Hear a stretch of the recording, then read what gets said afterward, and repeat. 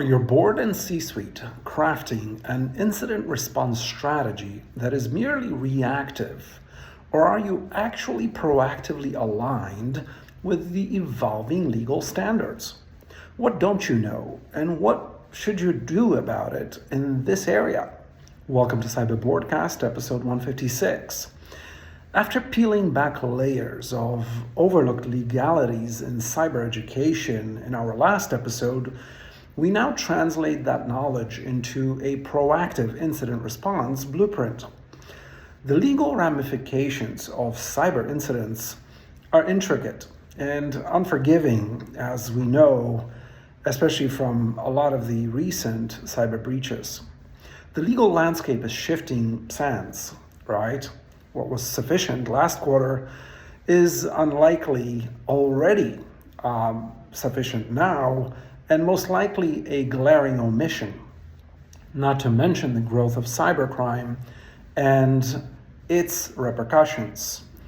Case in point, the Equifax breach of 2017 not only exposed the personal data of millions, but also led to a settlement exceeding, or rather nearly $700 million due to delayed response and failure to implement so-called reasonable security measures that we discussed in the last episode.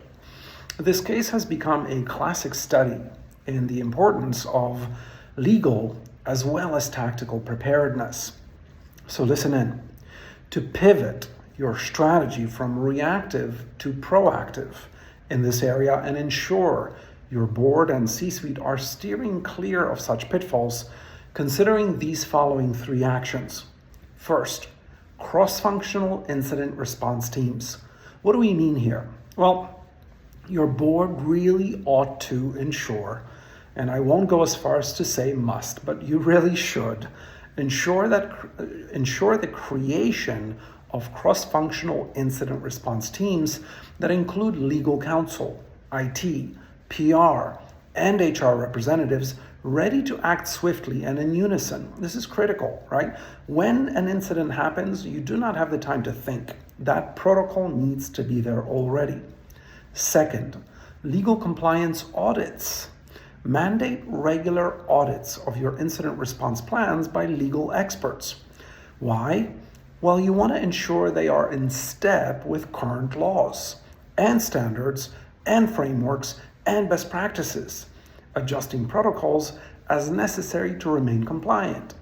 And bear in mind, you've got to start looking at not just laws, regulations, standards, and frameworks, but also at federal, state, and local, right? All of those laws, regulations, standards, and frameworks in your country, okay?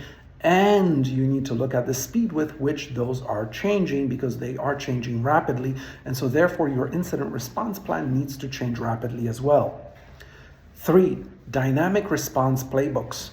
Develop and regularly update a cyber incident response playbook that comprehensively addresses and includes clear guidelines for both legal reporting and breach notification requirements, ensuring each response is not just timely, right? You need to be on time, right? You need to be timely with incident response, but also legally defensible.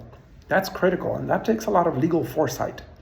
Now, in the next episode, we will dissect the synergy between technological readiness and legal acuity further, ensuring your C-suite actions are not just reactive, but systematically proactive.